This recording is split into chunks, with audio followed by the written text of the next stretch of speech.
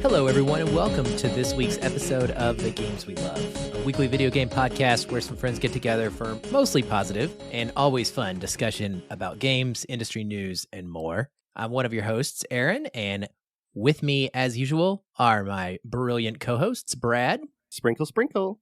Oh, my goodness gracious. And Kevin. Hello. What? Hello? How are you going to follow Sprinkle, Sprinkle with hello? I had no idea how to. That's how I chose to go. What is your call sign there, buddy? Oh, my goodness. Nothing. I get to get out of this because I'm the... Yeah, there you go.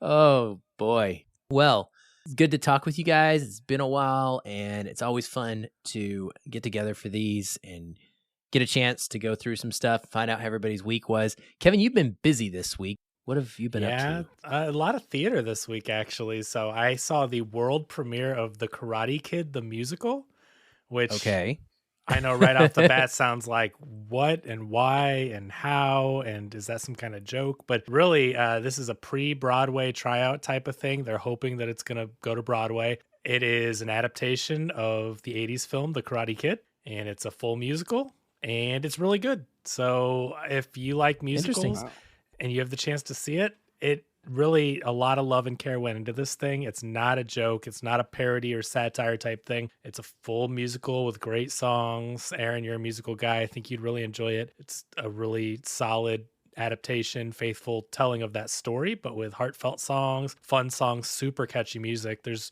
no recording yet because it's a pre-Broadway type thing, but hopefully there will be a track that you can listen to. And if you have the chance, if it comes to your town, or if it opens on Broadway and you get to see it there, like, it is a lot of fun. If you like the movie, you'll like the show. But that was really fun. And then The Lion King is tomorrow, and then we have a regional theater production of a show called Urinetown, which is on Friday. It's called what? Did you say that again? Oh, I said you're in town, but all together.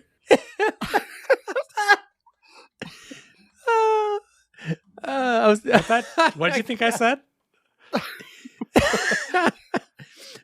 You're in town. Like, oh yeah, that's because the show it's called You're in Town. Yeah. Yeah, like P. Yeah, You're in Town. That's what it's called. Oh, okay. Well, I guess that's right in line with one of the games you've been playing this week. So. So You're in Town is a satirical musical show, and so it's exactly supposed to be what it sounds like. So it is one that I have not seen. It actually opened off Broadway in 2001, and I'm really excited to see it. It should be a really funny show, so I'm looking forward to it. But yeah, so 3 out of my 5 days of the week are musicals, and then got this podcast and seeing movies for the other podcast and stuff. So it's kind of crazy, but trying to fit in some games here and there. Yep. Good. Yeah, I have those weeks as well. Lots of screenings and such, and they can be fun but exhausting. Lion King's awesome. I'm sure you've probably seen it, but it is fantastic. Love it. Yeah, I can't wait to go back. I've seen it a couple of times, but yeah, it's a wonderful show. Brad, you been up to anything? How many St. Louis Cardinals games have you attended in the last 7 days? 2, actually. We went Thursday, and then we went again last night, and we had the best seats we've ever been in, right behind home plate. Not in the green seats, but 2 rows above them, and it was quite an experience. My girlfriend got them from her work, and it was just fantastic. We didn't do much else over the weekend, but those 2 events really... bookended just a decent chill weekend, Nice. Yeah, not much for me. I had a pretty relaxing weekend, really, at home. I don't think there's anything that I've done that's interesting at all. I binged Stranger Things. That's what I did because I had all this time off. I took a 4-day weekend and I was planning on burning through multiple games in full. And instead I was I did the calculation. I said, okay, I've got 25 hours of Stranger Things to get caught up for season 4, including a rewatch of season 1 because I haven't seen it in so long, and I just decided to go for it. And so I just binged like mad for 2 days, and it was awesome. And now I'm halfway through season 4, and it was well worth it. So that was a nice choice. But yeah, so to start off with our listener question for gaming, I wanted to talk about something that affected me this past week as well and find out what you guys think about this question. Can a game be too long? And I will tell you my little story while you're thinking about your answers. The reason this came up is because I've been playing Persona 5 Royal for quite a while with my daughter. And I think I mentioned it on the podcast before, but I started Persona 5 when it came out, got about 40 hours into that, didn't finish, was going real slow burn. Then Royal came out, and so I started over, and I was playing with my kids. Well, at the time, my daughter was still with me pretty much every other weekend, but then she went to college, and now that's not a thing. And so we have to schedule time together, and I have to actually fit into her busy life, and that doesn't happen as much. And so our sessions have become much more spaced out, and we aren't making very quick progress. That being said, we had a session this weekend, and we played for, 5 or 6, 7 hours on the days that we get together to do this. And at the end of this event, we were on a specific boss fight that people who have played Persona 5 Royal will know very well. It's Okamura's boss fight. It's largely regarded as the most annoying palace and the most challenging difficulty of bosses in the game. And it's about the halfway point of the game. And we checked the save file. We were done, and we're at 85 hours. And my heart is just sinking because I now realize that this is going to take upwards of 150 hours, maybe 160 hours. And I'm feeling very conflicted because I absolutely adore the world of Persona and the type of games that these are. They speak to me. I love the dating sim aspects. We do everything. But the thing is, you can't even fast forward in this game. So it's not like an open world game where I can just skip doing things and make it go faster. You're limited by the movement of a clock and very set. You have like 2 different times during each day that you can do tasks. And so with the exception of maybe doing a little extra grinding, which we don't do much of at all, you can't really lengthen or shorten the game at all. It's just this long by nature. And it's getting to the point where even if I was sitting here just playing it by myself, 160 hours in a day and age where we have the plethora of new content coming out on a weekly basis, games that are all worth looking at and checking out, this is a heavy ask. And while I have enjoyed it and I think it is a great story and so much fun, I honestly believe that we have reached a point where some games are just too long and that there needs to be a culling of that and it needs to be tightened. There's a guy in my Feel and Film Facebook group who writes reviews and everybody gets on him all the time because he's like notoriously just negative. Yep. Brad, you know what I'm talking about, right? And he has this term for films and he calls it the disease. And he says that most films these days have the quote, the disease, which is they're too long. They stretch things out. I feel like this game has the disease and I hate that because I love the game. And so it's this weird conflict that is within me, but I really do think that maybe there is a level where games are too long and developers need to be able to reel themselves in. I just wanted to kind of see what you guys thought about that. Maybe I'm off base, but I don't know. What do you think? I think it's subjective. You know, the developers are telling the story that they want to tell. And, you know, when I stop having fun with a game, that's when I start feeling like maybe it's too long as well. But I can't think of one specifically. But as long as you're having fun with it, I don't know that I feel the length, right? And so if you're stressing out over the time that, you know, it takes to schedule with your daughter and the different elements that the developers can't take into account for, then that length feels longer than maybe it really is, right? I think I'm trying to convey what I'm thinking, right? But I think it's a subjective feeling because there's times where games aren't that long. I'll look at the how long to beat and it'll be 20 hours or something, but then I'll be on hour 35 and be like, well, maybe I'm making this feel too long because I'm doing all this extra stuff and, you know, so on and so forth. So that's my take on it. I think it's subjective, but in your example, it absolutely sounds like it's way too long if you're only halfway through.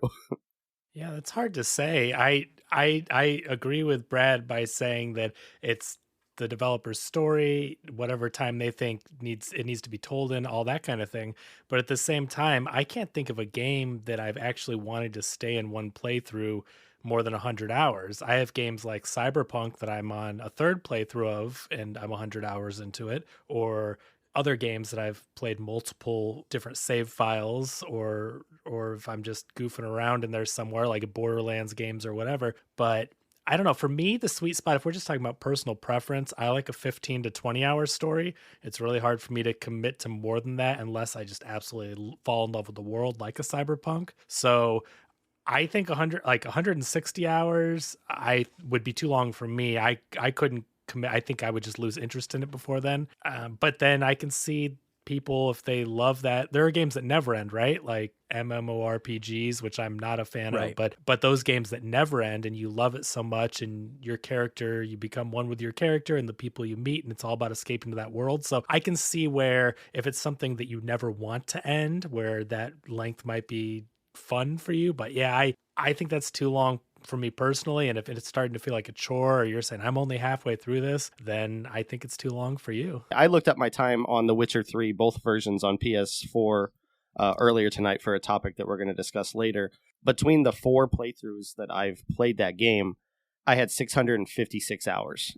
And none of that ever felt too long to me because I was so in love with the world and just the characters and everything about it. So it just brings me back to, if you're into it, like if you're playing it to beat it and you're no longer into it, then it's going to feel longer than it is. But when you're in love with it, as you are with the Persona world, it should go by quicker. Yeah, maybe it's also probably exacerbated my specific situation in this specific game by the fact that I'm only playing it once every couple months at this point. So we're just not chunking through. If I was to be able to just fire it up and put 20 hours in 1 week in, my progress, I would get to 160 a lot faster, obviously, right? And it would feel different because I was having that tangible progress that I could see. But it has really just kind of shown this bright light on the gaming industry as a whole. And you're right, I think it is subjective because it also comes down to taste. There are people who truly just want to find that one game and play, like Kevin playing Cyberpunk. Just not that you're like this overall, but you just want to play Cyberpunk over and over and over because you love it. You want to experience all that it has to offer and all the different classes. There's other people, and I tend to fall in the category of like, I want to beat everything, but that's at odds with my desire to try everything. And so I'm always like oscillating back and forth because I want to like at least experience everything, but that means that I can't beat everything. And so I get pulled. And so I guess you're right. Ultimately, it's subjective. And that's really what it boils down to. But anyway, just thought it was a interesting thing to think about. I'm curious, anybody who's listening, if you have an opinion on this, by all means, come join the Discord and tell us what you think about games and length. Maybe we can even throw up a poll somewhere and get an idea of what the majority feel. But speaking of games that are not too long and games that we actually played and played enough to talk about, let's get into what we've been playing for the past week. I have no idea what kind of order we have done this in the past, so I'm not going to try and just do it in any specific rotation. Brad, your name starts with a B, so. All right. I was about to say the B comes first, and then I realized that my name starts with an A, and it was like in real time I was having that, oh crap. Well, speaking of games that are too long, I got 100% on Ayuden Chronicle Rising. Is that what it is? I already forget the name of it. Ayuden Chronicle Rising. Yes. Rising, right, yeah. No, after you talked about it a couple weeks ago, I was very intrigued and I checked it out, and it just became a chore about halfway through. I think my total time on it, I told you, was, I know yours was 24 and mine was getting close to that, but halfway to that moment, or to the 100%, I was just turning in quests to get them done. I'd be watching Kenobi or something on another screen, and and turning in fetch quests to hit that level 50 and be done with it. So that's kind of what I was thinking about when I was talking about games being too long. Was my mindset was I was over that game halfway through. I paid attention to the main storyline when I felt level appropriate enough to finish it, but just all the returning to the dungeons and everything was kind of took its toll on me. Were you actually listening to all the stuff that they were saying? Because I tried to play that game. It was way too talky for me. I just was skipping through it, trying to get to play the game. And yeah, that happened to me about halfway. I was trying to pay attention because, as Aaron said, the dialogue's great. There were laugh out loud moments that I had. I can't remember off the top of my head now. I mentioned them last week. But yeah, some of the dialogue was really funny. But after a while, it was just so fetchy. Go get this, bring it back. Go back to this place for the 40th time and bring me the same kind of ore that I've asked you for, and a while back. So yeah, I started skipping through all the side stuff and only trying to pay attention to the story. And even at that point, I was like, man, I just don't care. So then let me ask you, because this is a question I think a lot of people have for so-called trophy hunters and your mindset. Why? What is it that drives you to continue doing what you just described, which by your own words was essentially misery, while watching Obi-Wan? I enjoyed, I think versus it's the repetitive playing something you enjoy, new or whatever. Anyway, go ahead. I think it was like I do like the multitask, and this is very much a game where it's like the mechanics are really simple. You run into a dungeon, you fight some things, you upgrade your weapons, you pick up something, you return it. I think the actions of doing that, there's a little bit of satisfaction in collecting all these quests, grabbing all the stuff that you need in this area, going back, turning it all in, getting the experience. Ultimately, like in real life, it means nothing, but like, I guess going for that 100%, I felt like halfway through the story, I already have enough points on this game on the Xbox achievement score, whatever they call it there. I was like, I'm just going to run through it. So I knew that you did it, so I knew that it was possible, and I just kept doing it, and it was something I could binge watch a TV show while doing and not feel like I'm missing anything crucial in the game. Because I guess ultimately I played it because I thought it sounded cool after you described it, but it never really grabbed me like it did you to get invested in, because you were really adamant about helping these people. It really stood out as like, oh, this is really cool. Like they had enough of an impact that he cared, even when he didn't need to do these quests to continue to go fetch these things that they wanted. And I like the concept of it, building the buildings, getting the perks from it. But ultimately, after doing it so many times, it was just repetitive, like MMO stuff, really. Like that's, when I got to a point on World of Warcraft where I was just doing daily quests to get experience and so on, that like it just fizzled out for me, I guess. Yeah, no, I mean, that's totally fair. Yeah. I wasn't at all arguing with your experience. It's interesting to me when you find people who just want to beat game, or not just want to beat games for trophies, but you will spend more time pushing yourself to finish a game to get a trophy than you will put that time into some other game. And yeah, it doesn't really make sense.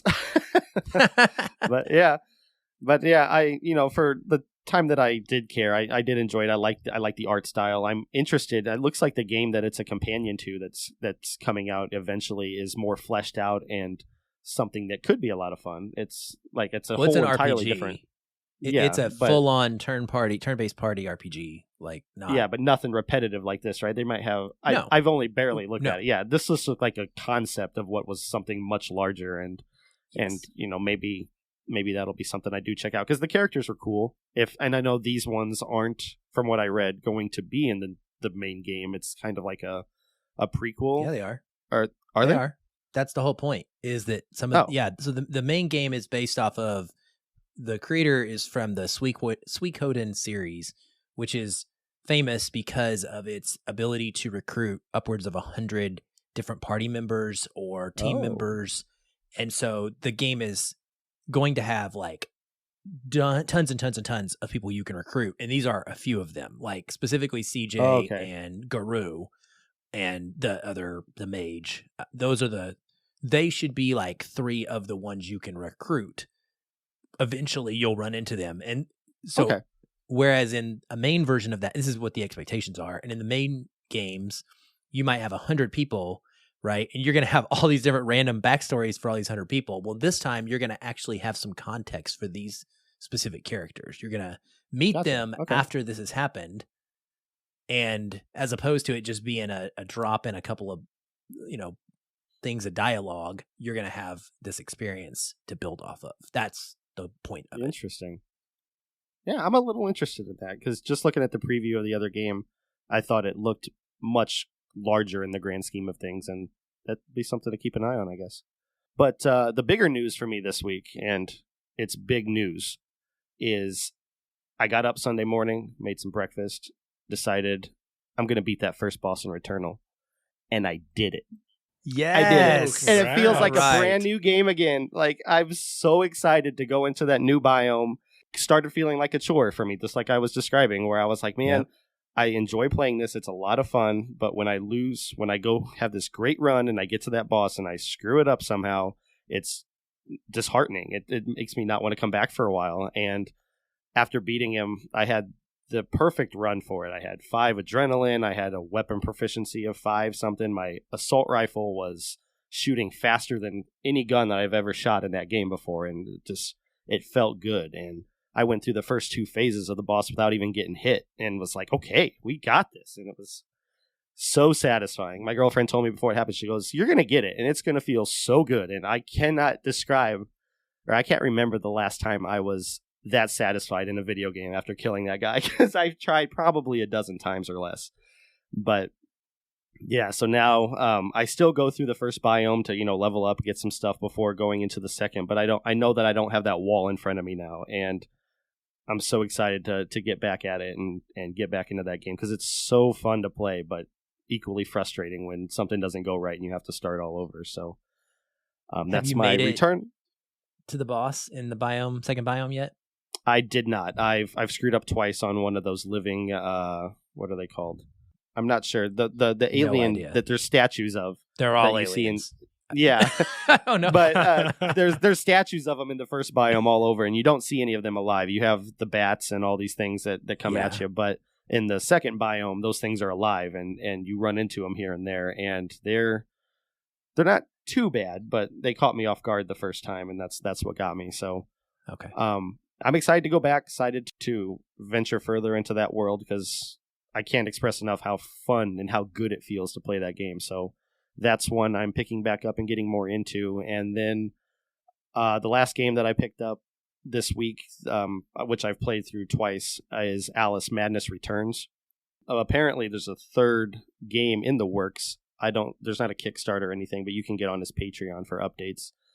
But it's like a gothic take on Alice in Wonderland, and it is. I've always enjoyed the art style of it, where it's not like the daydreaming. She's mentally broken from a tragedy in her life, and her Wonderland is like different fragments of her mind that are broken, and she goes in and has to repair it or repair Wonderland to kind of fix her mental health. But it's a darker take on Alice in Wonderland, and it's really cool. So what is it? Oh, I don't even think it's not a popular game. So it's like an action platformer. The first one came out in 2001 or 2000, one of those 2 years, and it was more of a platformer game. And you're going through these fragments of Wonderland and defeating these monsters, I guess. And then it's like bloody. It's dark. It's like it's like knives and. Yeah, it's dark and blood. It's I would say PG-13, I think, more so than rated R, because it's just more weird than gruesome, gory or anything. But yeah, she's holding a bloody knife on the that's like the cover main screen, cover, so it's right.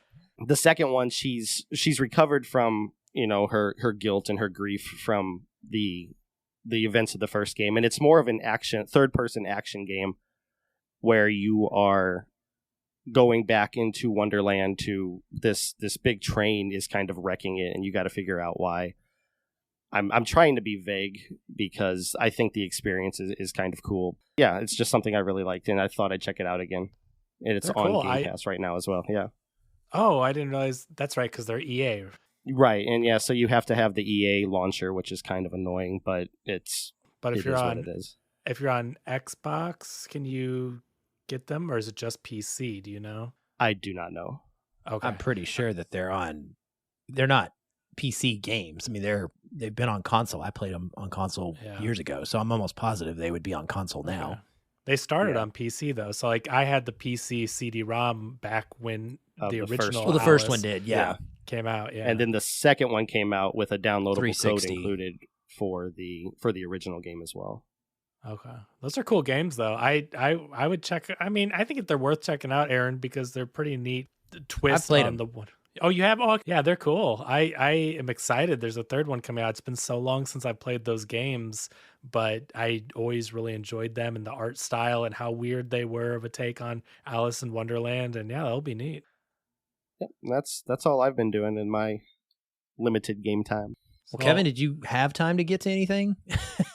I did actually, but Aaron, since your name starts with an A, what have you been up to? All right, well, I'll go next. So, brief update on the Thrustmaster flight stick. It did come in, so I was able to take that for a spin with the new DLC for Ace Combat 7. It was a blast. I initially had a little bit of a struggle trying to get used to it, which I fully expected was going to be the case. I fired up the beginning mission of the campaign, which you can replay, and I did it on like the most easy setting possible just to get the flying aspect down without really having to worry about getting shot down in the process.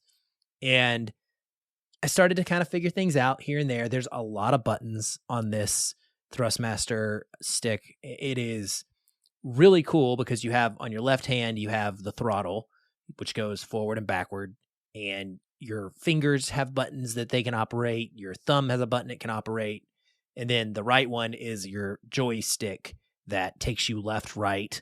And it also can spin in a 360-degree manner. So you can spin it as well as turn it left and right.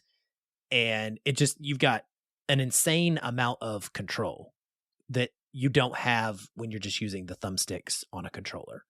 And it was a bit overwhelming, to be honest. But after a couple of times going through that simple first mission and feeling like I at least had a handle on it somewhat, I went back to my next actual mission in the game on the whatever difficulty I was playing on the main game campaign. And it was very much like the mission in Top Gun Maverick.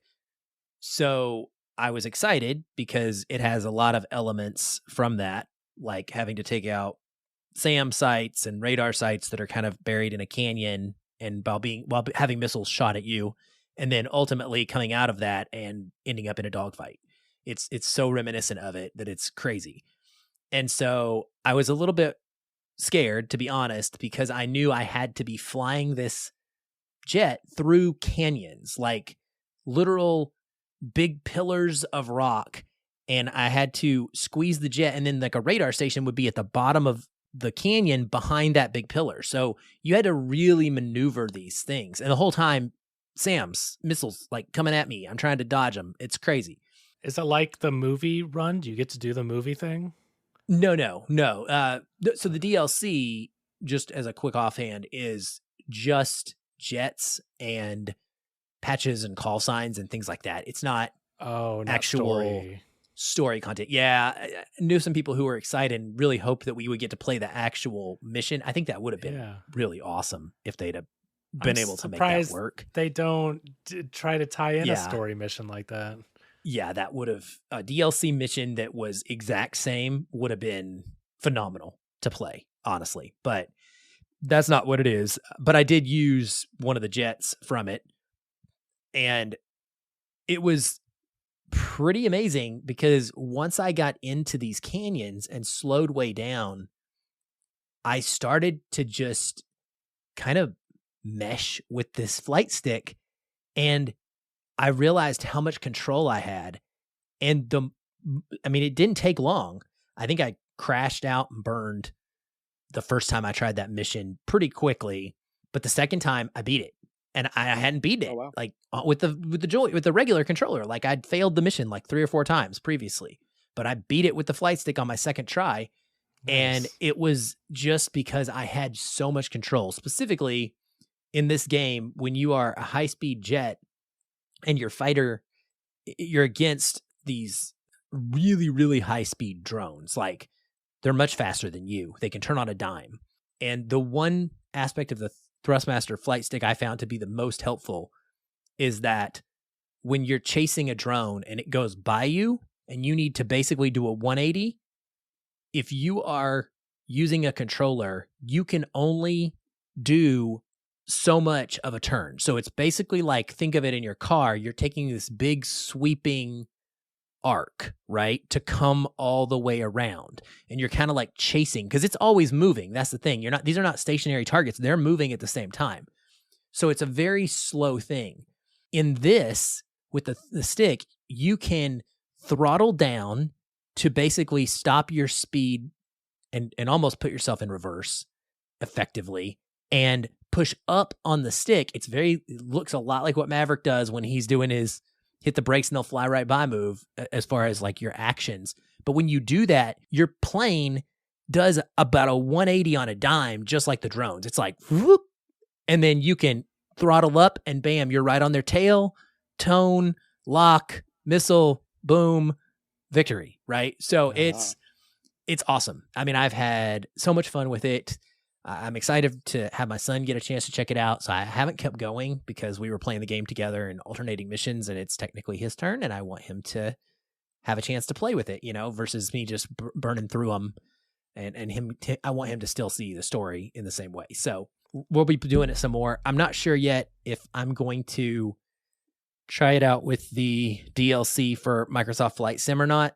I may. There's also planes for that one, and I have it downloaded, but it's a little bit more of an effort to get my laptop out to the TV. And it's Microsoft Flight Sim is much more technical, and it's not my speed of a type of game. To be honest, I wouldn't play it normally. So that's a crazy game, and it is complicated, the flight simulator one, but I thought it was really neat when it was on Game Pass. I fired it up, and it uses Google Maps, or Bing, I guess, probably because it's Microsoft. Yes. And you can go anywhere. I flew out of my airport by the house. I landed on the street next to my house. I just landed. I could see all the stores around me. It generates 3D maps from the real Bing Maps. And so for people in St. Louis like Brad that know, it's like I landed on Manchester Road right in front of my house, and I tried to taxi up my street.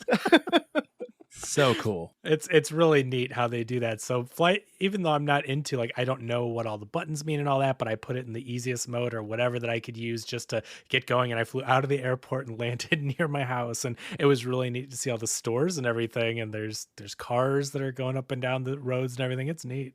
Well, that's cool. I mean, I may get to it eventually. It's not a priority at this point. Next time I have the stick out, maybe it'll, be, because it's a little bit, you got to take out the stick and plug it in. And I mean, it's not hard, but it's just an extra step compared to normal gaming. I think what everyone wants to know, Aaron, is do you put on a flight suit and wear the aviators when you're playing the game? They don't want to know that, but no, I don't. I don't have any. You did. If I was streaming on Twitch, maybe I would do that. That would actually be a lot of fun. But no, I'm not a cosplayer by any stretch of the imagination, so I don't have that sort of gear. What's your call sign? I don't have a call sign. Since Maverick's already taken, you need to have one. I don't know. You're not. You don't. Turnip boy. Oh my goodness gracious! He's gonna be in every episode. No, not. Oh my. We're gonna call him Turnip. No, Turnip. Your call sign Turnip. No. Yes. Why is it is mine? Why is it not Kevin's? Kevin's is the one who is. introduced everybody to the game. Would you rather be Mayor Onion? Oh no, neither. Well, Mr. Lemon or whatever that guy's the neighbor's name is.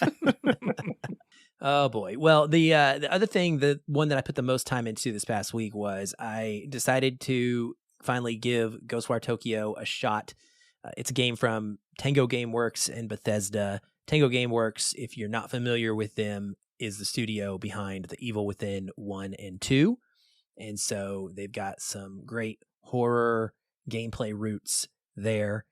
This game is essentially like a horror game. It's set in Tokyo, and it's in first person.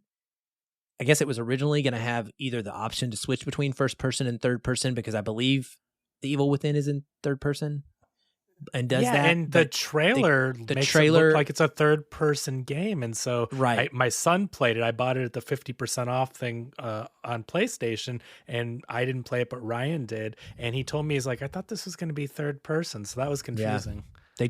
They took that part out. I guess it's one of the things where if you're cutting things in the development timeline, it makes it, he said it made it easier.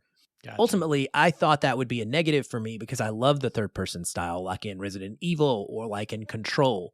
And this turns out that I love the first person. So I'm actually kind of glad that it worked out the way that it did. The main story is about a guy named Akito. That's your character. He's a 22-year-old student. He's in a traffic accident, and he wakes up, and there is chaos everywhere, fire, big, just absolutely mass destruction, and essentially a rapture-like event has happened. Everyone is gone. There's no humans around. It's just a bunch of pile of clothes all over the city. And on top of that, he is possessed by this random ghost that calls himself KK. And there's this big main evil entity that starts summoning bad ghosts and other spirits to attack you. And the game is you going on this little quest line. Ultimately, the first part of it is you are looking for your sister, and you find out she's been taken, and so you're trying to track her down.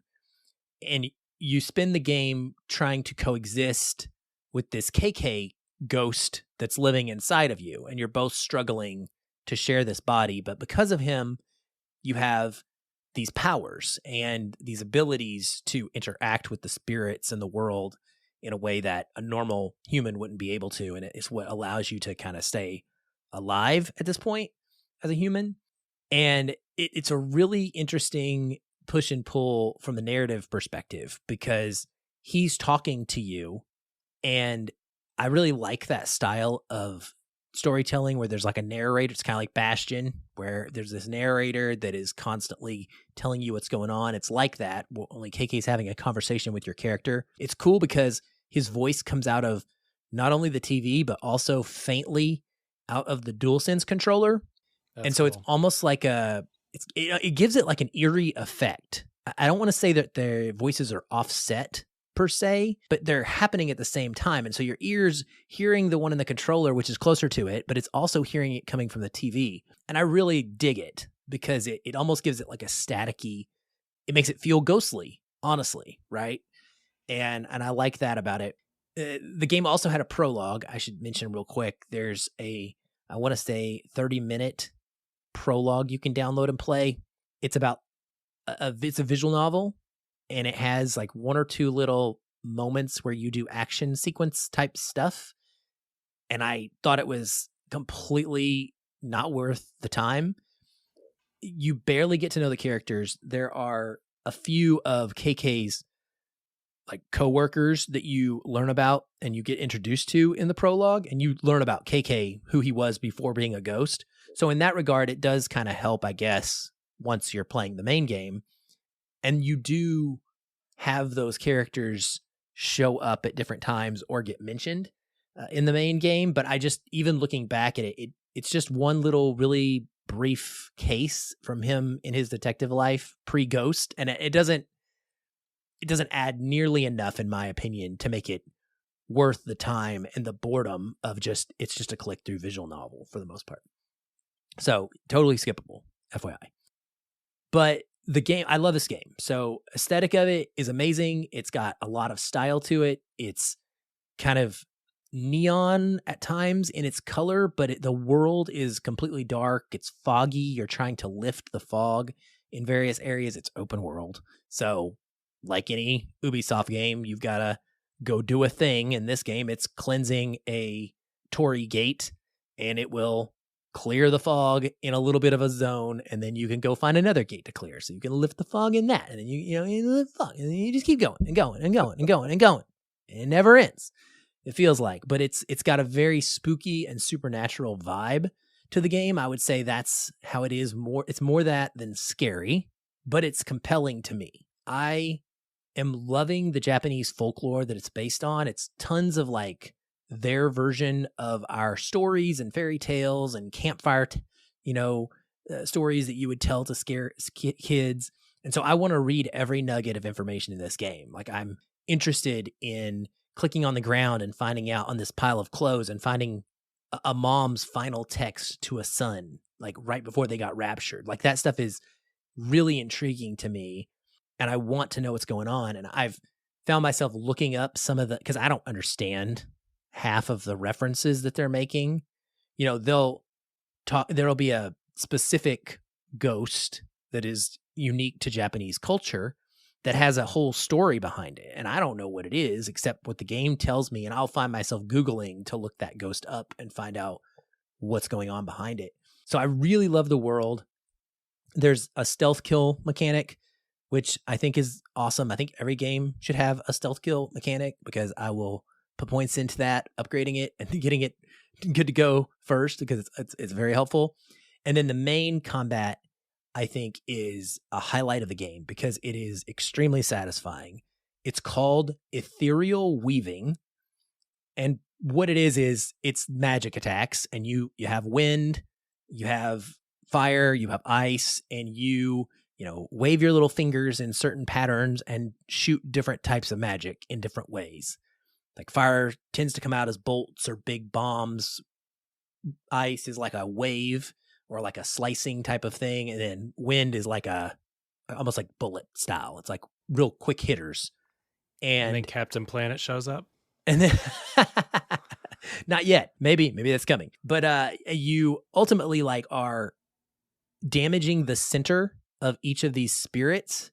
And it's like their chest starts to break open and get gold, more gold, and it gets bigger and bigger.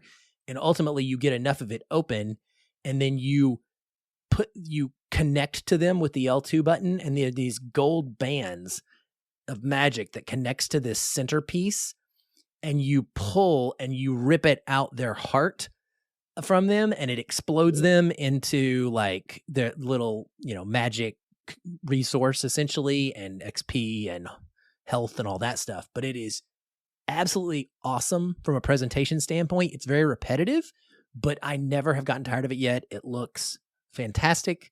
I just want to do it every time because the kill mechanic, the animation of doing these kills is sick. And so it makes you want to do them over and over. And the other mechanics, you can like throw down these different types of totems that do things like freeze people in place, or I've got one now that I throw down that creates a bush so that I can hide behind it and then sneak up behind people. It like blocks vision. There's another part of the game is you can go around and there's all of these souls in the city that are left there because their bodies are gone. And you're trying to suck them up. Essentially, you're collecting them and then you're uploading them to free them. And there are, I want to say, a couple 100,000 of these things that you're working on. You get anywhere from 100 to like 700 at a time. And so part of the game is you're collecting those. And this is where some of the issues present themselves, is because there are just so many things that you can do. Right? You can collect these souls, which you have to do because that's how you get XP in addition to killing. But you're also worried about the killing. But you're also finding 40 plus little statues around the zones to pray to up your magic just a little bit. You're looking for, there's side quests in the game. There's stores and collectibles in the game, and you can find certain stores that they're like basically asking you to find a certain collectible and they will reward you for that. And you can get music and outfits and emotes for photo mode and all the stuff, right? It's got all the different things you would expect from an open world game. There's dogs and cats. You can pet the dog. You can give the dog food and the dog will run off and dig up money for you. It's pretty cool. And that's fun. I like that when there's little so much. little touches the like pets that part with is animals great. Yeah. where, I mean, it's one thing if it's just like petting it and then, okay, they do the same thing every time you pet them. But when you can actually like befriend them, or they'll show up when you don't expect and bring you something, I think that's a really neat kind of a touch. Yeah, I do too. And if you're an animal lover in general, it's great because not only are there dogs and cats in the world, but all of the shop owners are cats. They're like the ghost cat from Japanese culture. So they're there, and they're yokai. Ghosts are called yokai. And it's awesome. I mean, it's a very slow burn detective story. And I find it a fascinating game that I really enjoy playing. And I'm also pleased because just in May, they put out a patch that fixed the visual presentation. People were having issues with it, and people were having serious dead zone in their controllers. I'd read a lot of people just wouldn't play it because it just didn't feel like snappy and the way it should. I've had to deal with none of that. And it's cool that a AAA studio was that quick to do that after getting player feedback. So yeah, so they did. Oh, they also added stuff. So in this update, they expanded fast travel, which I cannot imagine this game without fast travel. It would have been a real chore. But from the very start of the game, you can basically fast travel all over the place, and that's very helpful. I like that. Yeah, my biggest issues with it are simply there's a lack of enemy variety, and they hit really hard. The way that health works, though, is every time you eat or drink something, they all have a certain value of raising your max health as well. So nice. It's like 0.4 or 0.5. So it'll heal you in the moment, but it'll also up your health overall by 0.5. And so it's almost like you want to spam heal yourself. It's kind of cool because it's like if you're taking a lot of damage, you're getting a slowly building benefit from that. The other problem is just that it's big. This is a gigantic Tokyo, and it is very spread out, and there is nothing happening in the world other than these enemies that you'll come across every once in a while. There's not a lot going on. And so I can understand why people would get tired of doing the same things over and over pretty quickly. And I am curious how that's going to work for me, because I really want to see the end of this story, but I'm very distracted. And it happens to me in big open world games of every single kind. I just want to do everything.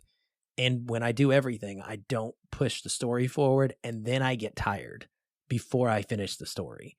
And I have to fight this urge. And I think it's going to take me just pushing the story forward on purpose and letting the rest not happen.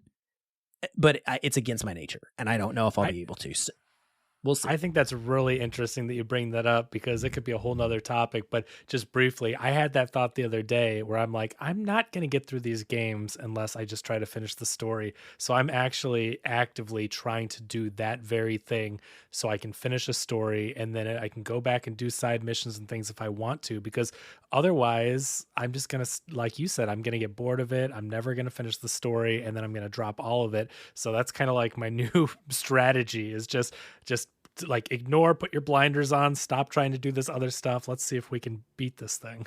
Yeah, I'm glad to hear you're trying it, because I guess I may have to as well. I really do love this game. Like, I like the world. I want to know what's going to happen. And it's kind of a mixed bag. It's weird to say that it's a problem that you like a game, but in this context, right, it is. Right. So we'll see. I believe it's not very long. I want to say 10 to 11 hours into it, and I believe it's 20 to 24 tops to beat the story with doing a whole bunch of the side stuff like I've done. So it's not that daunting. I could probably push on, and most likely I will be glad that I did. Cool. So that's Ghostwire Tokyo. Real quick, the only other thing that I wanted to mention was I sat down the other night and I had an incredibly random desire to play certain games. And these games that I was wanting to play, none of them were ones that I was in the middle of. The options were an Undertale replay. I played Undertale way back in the day on my PC. Fallout New Vegas. Or one of the new Resident Evil remakes. Very weird, very out of no idea how these choices came about. So I ended up buying a bunch of stuff. I bought Undertale on PlayStation, even though it's on Game Pass on Xbox, because Undertale is a very easy platinum from what I could tell. And I thought, well, I love this game. It's awesome. I'm just going to go and get the platinum for this game that I love. Why wouldn't I do that? It's very cheap. Might as well. And I fired it up, and it's a beat it in one night kind of game. It's a top-down 2D. It's considered an RPG. If you're not familiar with Undertale, I don't know what rock you've been under for the last decade, but it is a highly, highly acclaimed, one of the biggest indie games of all time. It's made by a guy named Toby Fox, who actually composed some music for Pokemon Sword and is composing music for the new Pokemon game that is coming out later this year as well. So the music in this game is one of its greatest highlights. But it's a very unique type of gameplay. And so essentially you're a human that wakes up in the underground, and it's filled with monsters. And the whole game is a subversion of the tropes of RPGs where humans just kill monsters for XP. And in this game, the monsters have a society. And so it's putting a face behind this thing that we just find to be completely disposable. And so I liked it the first time I went through it. I think that the story is pretty interesting. The bullet hell combat sequences are extremely unique. It's got a method of combat where you go into a screen with an enemy and you can either fight it or you can talk to it sometimes. You can have conversation, and ultimately you have the option of sparing, I think, every single thing you come across in the game. And so you can do like a pacifist run where you don't kill anything. You can do a genocide run where you murder everything, and it's got different endings and different stories. That part of the game is very cool conceptually. Like, I like the idea of that. And the bullet hell sequences in the combat are amazing. It's my favorite part of the game. They're almost all different. So depending on the monster, you get a different thing. Like a monster might throw out a wavy attack and you have to dodge it. You have a heart in the center of a big box. Maybe you have to dodge this wave, or it might be like a pulsing, balls of light that you have to dodge. It's kind of very random, and it's very much a fun exercise to find out what to do and to make those decisions about kill or don't be killed. The problem I had, though, is that this game is very much a comedy sketch that is stretched out and made a story. It does very poor RPG elements. I don't think it's fair to call it an RPG in a lot of ways. You get a couple of different upgrades for your weapon and your defense, but ultimately they're just, you either find them or you don't, and there's no choice. Obviously, you would put the one on that's better. It's got one stat: attack power and defense power. Like, there's no real decision making there, and there's no breadth of changing your character. It's just moving through. And to me, that's not really an RPG. The RPG elements come in the choices you make in the dialogue, whether you kill or don't kill. But it's very light in that regard. Ultimately, though, the problem I have is just that the comedy starts to wear out its welcome. And I got to a point, and I should ask if either of you have played this game, so you'll know what I'm talking about. Maybe you're not. I haven't. I actually, it's funny that you mentioned it. A few days ago, I almost downloaded it. I know of it. I've never played it, and I almost did, and didn't. Okay. I wish I would have now. Go figure. Well, you get to a point in this game, and I would say it's the last third, maybe slightly over halfway, and all the characters, all the monsters are typically very whimsical. Like I said, it's comedy.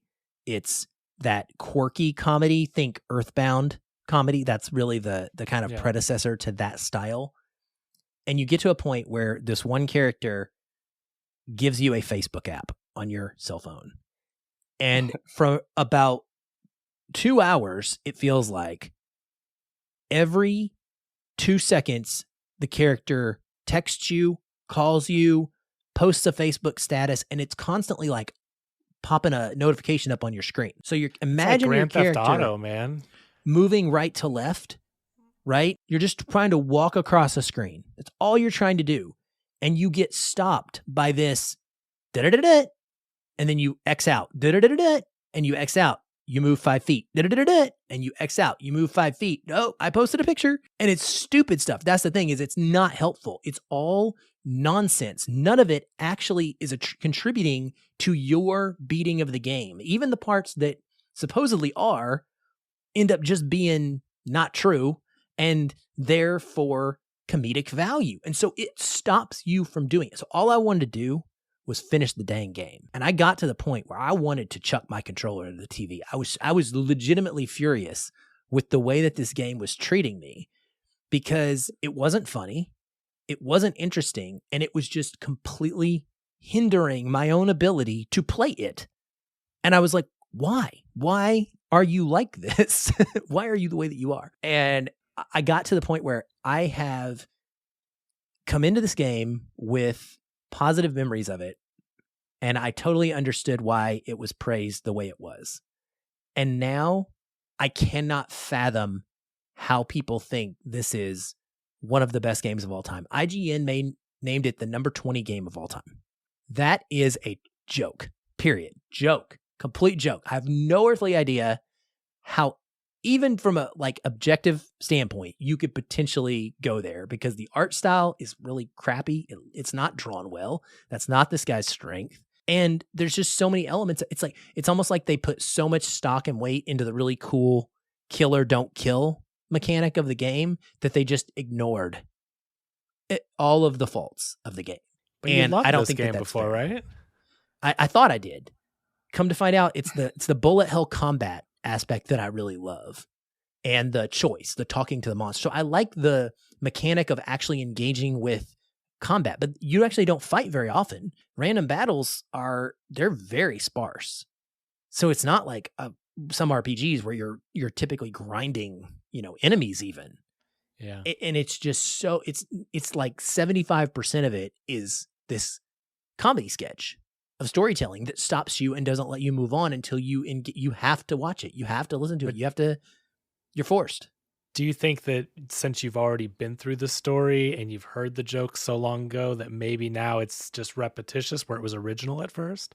I don't think so, because there's still some funny ones. The first act in particular was still entertaining to me. It deals with a couple of skeleton brothers that have become pretty famous, named Papyrus and Sans. Yes, they're named after fonts. And they have some really hilarious jokes and stuff. And I remember enjoying that the first time. But yeah, after that point, it's like off of a cliff as far as my personal enjoyment goes. And it sucked, because I posted a tweet the other night. I was like, has anybody ever experienced having a game you thought you loved and then you played it again and you were like, not at all? So I can see the qualities that make it worth playing. I can see the qualities that make it somewhat entertaining, and definitely there are some good things about it, but I just, compared to its lofty status as one of the best indies ever made, I think it's insane. And I had to get it off my chest, so I appreciate you letting me rant. Yeah, no problem. I'm going to try to download this game. I do need to play it now. I'll try to play it before next week's discussion. I want to see what my impression is, not knowing a lot about it. I've, of course, seen it and heard of it, but I never played it before that I can remember. I'm going to check it out. I'll let you know. That would very be surprising. Awesome. Yeah, 5 hours. It would be cool to hear whether or not you agree, because maybe you guys play it and you don't. Maybe you let in on the side of the reviewer that give it a 10 out of 10 out of IGN and thinks it's one of the best ever. But I would love to hear that. I'll let you know. I'll try. I'll definitely try to check it out. I do want to say that annoying cell phone thing is what drives me insane in Grand Theft Auto 5. They are calling you, especially the guy that gives you missions. I can't even remember what his name is, but the dude is calling you every 2 seconds, and then someone else is texting you, someone's calling you, it's popping up constantly, you hear the ringing. The last time I checked, there was no way to turn it off. Now I don't play it a lot. I haven't even played Grand Theft Auto in probably close to a year now, but and this is like during the story more. I think online you still get that stuff, but especially during the story, I'd be trying to go off and do side missions, and the guy is calling me constantly, and I'm like, I don't want to do this, or like they're calling you for heists and they're calling you for this and come check this out. And I'm like, why can you not turn this off? Why would a big open world game like Grand Theft Auto, where there's so many missions to do, not let you turn off the stupid cell phone? It's always in the corner of the screen and it's always popping up. So that was triggering something in my memories where that is my very least favorite part. Very much exactly what this is. Yeah. Only, yeah. You'll see. You'll see what I mean. And it's, maybe I was more patient as a, mid 30s than I am early 40s. I don't know. But yeah, right. So that's my experiences for the week. It's been fun. I have one other tag along with that, because Resident Evil remakes were randomly in this desire. I want to make a deal that if RE4 remake gets announced officially tomorrow at Sony's State of Play for the summer, I will beat one of those two remakes before next podcast, so that I can talk about it. Either RE2 or RE3, one of the two, I'll completely finish and go through for the next podcast. So that's what I'm gonna do if they announce RE4. I will say 3 is a lot shorter if you're trying to do it, because it was supposed to be a side game initially. So if you're going to do that and you want to be not crunched for time, I would choose 3. But they're both so good. But 2 is so good. Oh yeah. Oh, absolutely. I would not tell him not to play it. But if he's crunching for the next podcast, I would do 3. And we don't crunch. Crunch is bad. We don't crunch. You're right. I didn't have anything to add for Undertale other than, since I haven't played it, but are you aware of its sequel or its secret sequel? It's not secret. I've got it on multiple platforms. Deltarune. Okay. I thought it was so cool when I heard about that on a podcast several months ago that it was released and then people realized that, this was Undertale, but like Deltarune is just an anagram for that. It is. I don't know much about the game and everything, and I was like, that's really cool how they did that, if it was supposed to be a secret sequel or something. But yeah, I went into this with the expectation of platinuming it, which I did, by the way. I got the platinum. It's the only reason I'm able to. I'm like the waste of my time last night. But I was going to follow it up with Deltarune, and I have less than zero desire to put myself through that now, if it's anything like Undertale. Maybe you'll change my mind. I don't know. All right. Well, hopefully you feel lighter, Aaron. I'm glad you got that off your chest. I do. I feel better. Cheer me up, Kevin. Tell me about something you played you loved. Like, get us back on track with the positivity of the games in the podcast. All right. Well, yeah, I didn't really have any negative situations going on this week, which was really nice. I played a lot of stuff. I was still messing with the Steam Deck, trying out different things with compatibility. I don't have too many specifics. I downloaded like 10 different games, played them. They all worked wonderfully. Like, I swear I'm not being paid by Valve. We're not sponsored by them or Steam Deck, but seriously, if you have a chance to get one or you're on the fence about it and you think you might like one, I'm amazed at how well games run, how good they look. The battery life is like 5 to 6 hours of use on the thing, and it's really, really impressive. But one of the games that I played that was actually a recommendation from Discord. So if you do join the Discord, there's a lot of fun discussion, and also people are recommending games that they've played and games they love, all that stuff. So Teeps on the Discord brought up one of their number one top played game, I think it was number 1 or number 2, was The Binding of Isaac. And I know Aaron gave me trouble because he's like, I can't believe you haven't heard of this. It's one of the most impressive indie games of all time or whatever, kind of like in the Undertale category, I guess. I had never heard of this game. It's made by the guy that did Super Meat Boy, which I have played. So I have that and I'm familiar with it. I guess I just missed this one. And Binding of Isaac is one of the weirdest games I've ever played. I mean, it is out there bizarre, and not that I'm opposed to that. I played several hours of it and I thought it was really super fun, but man, I did not know what I was getting into because I went in blind. I just bought it. Teeps had like hundreds of hours into it and said it was so amazing and all that. And I'm like, all right, it's a roguelike, I guess, kind of a dungeon crawling RPG type game. It's really interesting. Mm-hmm. You're basically going from dungeon to dungeon to dungeon, kind of like a Zelda type dungeon. And you're just fighting these crazy monsters. They're so crudely drawn and weird. And you're like picking up placentas and absorbing them, and I mean it is weird growths and monsters and body parts and blood, but it's cartoony. It's like 2D, super crudely drawn cartoony. So anyway, it's super weird. I guess it has something to do with the Bible. It's religious stuff too. Like I don't really know of a story so far in playing it in the time I have, but I kept seeing things when I was reading about it that it had something to do with biblical references and stuff, but I don't know. It's just wild, but it's a lot of fun. I played for like almost I want to say like maybe an hour and a half without dying. Like I was just going and going and going. And you've played this, right, Aaron? I guess both of you guys have played this. Mm-hmm. Okay.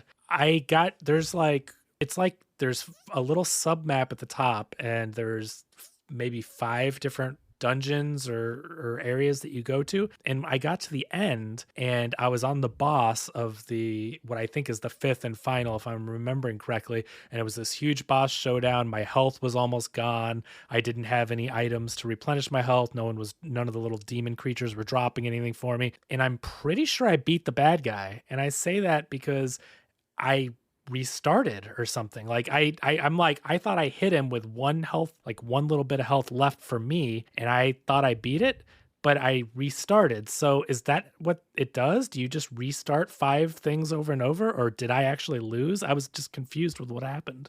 Did you fight Mom? Because Mom is like one of the main bosses is Mom. Okay. I don't know the order of them, but it is a roguelike. Yeah. So the game is built on runs. You're just doing a run through it, and you either win it or you lose it. But I believe you get credits when you win. And the whole thing is like you're picking up these different random powers, and nothing tells you what it is. So all the items that change your, shooting, and I mean, they can give you positive effects, they can give you negative effects, and really, I've watched more of it because I've watched Teeps play it for hundreds of hours, literally. Yeah. Okay. It's all about like, he knows what all the items do because of time. Sure. But if you just are picking it up for the first time, you'll have no clue what the things do. And the way that you end up being successful is you find the right mold or merging of different items, right? You want to create the synergies of the different things. And I don't know all the ins and outs of it, but I do know it's based on like a run, and you can get credits. So I don't know. Okay. Maybe you won, maybe you didn't. I just don't know. So I'll have to play it some more. I mean, I ended up starting again, but my very first run that I had, I was doing so well. I got to the point where so your character shoots these little blue balls, and it's like they're tears. They're tears. Okay. So they're shooting these items, and they're kind of slow, but you fire one after another. And then I got it to where I actually could I could control the tier without moving my character. So I would go far away from all the enemies, and I could just hover the tier over all my enemies, and I was destroying everyone, and my health was going up, and I had all these different things. And since I was able to kind of hide or dodge things while I was actually, like if a boss was across the map, I was hiding and dodging over on the other side and just hovering and doing damage. So it was so great. And that first run lasted me so long, which I was surprised that I was making it like an hour and a half into the game, because I think Teeps even said in the thing like, oh, you die, it's hard or whatever at first. And I'm like, I don't know how I'm still playing this game without dying. But anyway, it was super fun, super addictive. I will be playing it more. I'm really happy with the recommendation. Again, super weird. I was like, at first I was taken back by like, what is this that I'm playing? This is bizarre, but it's a really, really fun roguelike experience. I like the dungeon crawly aspect of it. There's so much, like it's the randomly generated rooms and layouts and monsters and everything. So like I mentioned before with Rogue Legacy 2, it really kept my attention. So that's my kind of gaming that I like these days, is stuff I can pick up, and it's all random. So I'm like, I haven't seen this before, and it's a new challenge.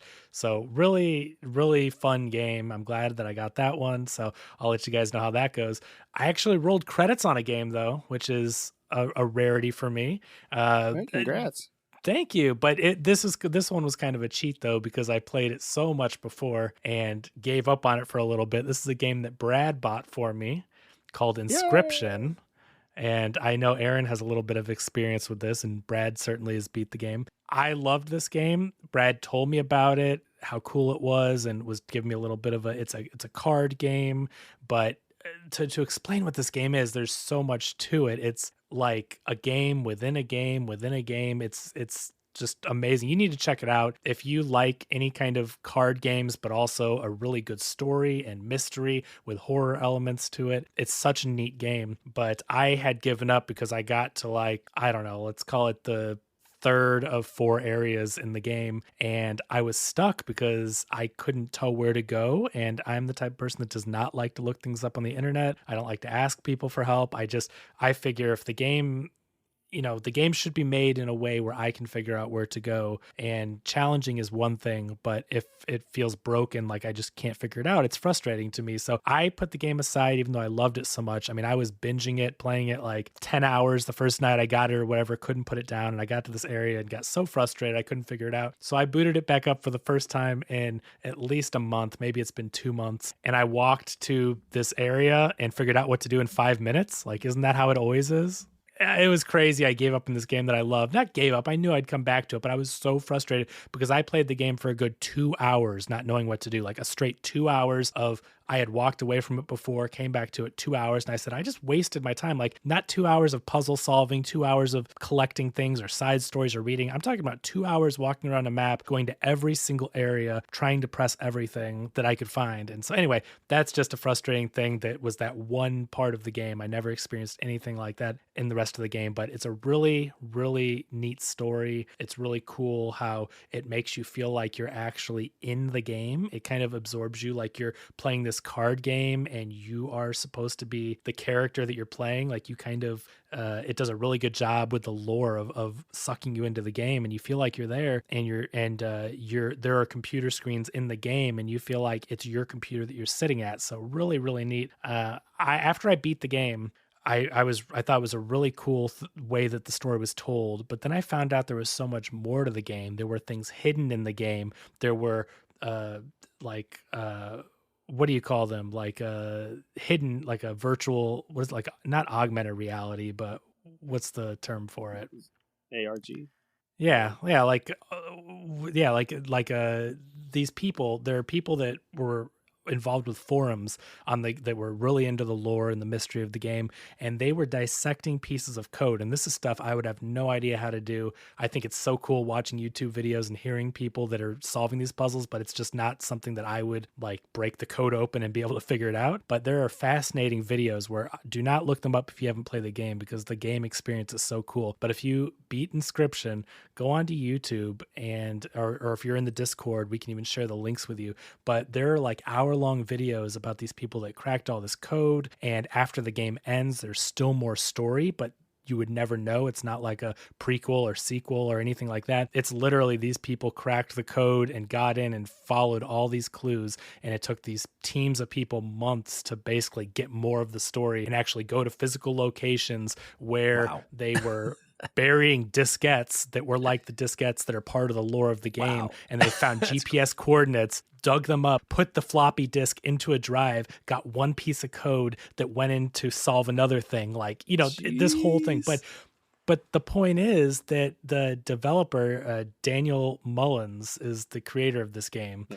And the fact that he plants these little things in there for people to solve if they choose to do that, and, you don't have to enjoy the game, but oh my gosh, the lore he creates and the little snippets, and apparently I haven't played his other games, but he does this with all his games. And then here's the kicker: as he's developing these games, he's planting little code and clues in the games he's developing, and then 2 games later, he's having you go back and look at their code to solve things for them. I mean, it's just wild the way his brain works, and it's impressive. So it's so impressive, the foresight he had to plant these little things, and people like that their minds operate like puzzles. I don't know how they do it, and it's really neat. So play Inscryption. Go get Inscryption. It is so worth it. It was, before I got super frustrated, I was thinking it was like my game of the year. I think that thing that happened to me was just a really random thing, so don't take that as like a super negative thing. I think it was probably a one-off. Brad didn't have that problem when he played it. So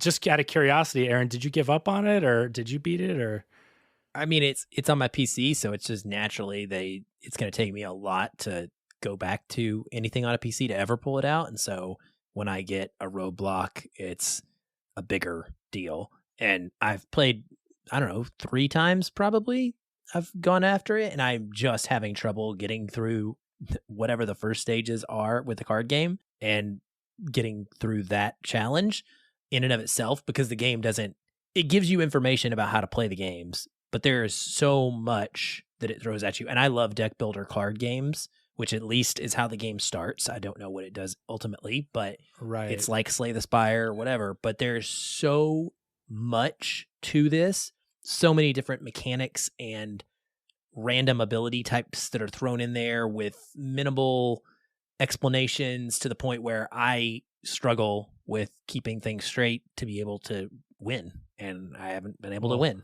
You've only seen one of 4 different types, so if you think it's complicated at first, oh my god. There you go. But well, I really hope that you return to it and can get past that. Maybe like I had with that one stupid thing, and like you had with Metroid, and maybe after stepping away from it for some time, I don't know. For me, the lore, the story, how immersive it was, and as you continue on, how the mystery keeps growing, and you have no idea what's going on, but it's so intriguing with the story. It's so fun, and I think it's worth it. So that's a highly recommended game from me, and hats off to Daniel Mullins for planting all these little seeds everywhere in his games, because it's really neat. Another game that I checked out was Tiny Tina's Wonderlands, and I know Aaron came out kind of cold on that when he tried it and was really anticipating it. I have GameFly, so I rented it. It wasn't a buy for me, especially after Aaron's review, but I love Borderlands. Like I said, I think on the first episode, looter shooters were my top game before I decided that roguelites had taken over for me. But I had to play Tiny Tina's since it was a rental, and I wanted to see what it was all about. And I think it's really fun. It didn't capture me like the Borderlands games did. I love Borderlands 1 and 2. Borderlands 3 I think is still super fun, but it didn't quite do what 2 did for me. But Tiny Tina's is like 4th place if I were to rank all those games. But with that being said, it was fun enough where even though I wasn't super into the story that was going on, I still had fun with the Borderlands mechanics. And I thought the weapons that were all pretty unique to this world, the new swords and axes and all the magic. There's magic spells in this game, which is new to the Borderlands stuff. So I thought that was a neat addition. But yeah, I mean, I'm trying to go around and open every safe and every chest, and it was kind of one of those things where if I had a ton of time to kill, I would play it a lot more. But with all these other stories that I want to beat and everything, I think it's going to be one that I'll probably come back to at another time. But I wanted to give it a shot, and I think if you like Borderlands games, it's fun. I don't think it's as good as the Borderlands proper, but it's neat. I don't know. Did you play it anymore, Aaron, or is that one just totally on the back burner for you? I have no desire to go back to it, and I don't know when I will. If I did, it would be one of my co-op experiences with my son. That would be the way I'd want to play it. I don't see it drawing me in a single player way that like Borderlands 3 and 2 have. I've wanted to play those both single player and multiplayer. This one just doesn't, just has not. I was ruined by the DLC. I still feel that the DLC did it perfectly and in a bite-sized type of format, and that this is just way overblown craziness. Gotcha. Yeah, I mean, I'm glad you had a good experience with it. So, I mean, definitely wouldn't wish it to be, icky for you. Yeah, I don't, to me, I agree with you. It didn't hit me the same way the DLC does. And I don't know if it was because it was just so fresh, or it was better written, or maybe just in that bite-sized format, like that was the perfect amount of time to play through it. It didn't seem as good as that, but then on the flip side, I love Borderlands so much that it did feel like more Borderlands to me. And I thought the voice acting it wasn't all great material, but I did appreciate that. I didn't look it up, but is that Andy Samberg and Will Arnett in the game? They're definitely famous people. I know Wanda Sykes is one of them. Well, yeah, Wanda Sykes is definitely it. But I mean, to my ear, without looking it up, I was like, I think those two actors are really funny, and I'm pretty sure they're two of the main characters in it. Like, it sounded like Will Arnett was the villain, and Andy Samberg was the companion that was with Tina playing at the table. So to me, I'm like, well, that's really cool. They got them for a video game, because those are two people that I'm not familiar with being in gaming. So pulling in that kind of star power was impressive to me, and they were making funny jokes throughout it. So yeah, it was a good time. Like, I will say, I don't know. I'm not trying to dismiss anything that Aaron said, and I didn't think it was like the best game I've ever played. But if you like Borderlands like I do, those are some of my favorite games. I think it may be worth checking out some of the new mechanics and, like I said, the spells. And they changed a lot of the weapons. There are these brand new type of guns that you use, and because it takes place in this fantasy world. And so I was interested in that, and I thought it was kind of neat that it was the tabletop mechanics and things like that were interesting. At least they were something new. So for what it's worth, I did have some fun with that one. And the last thing that I really got into was in honor of Brad,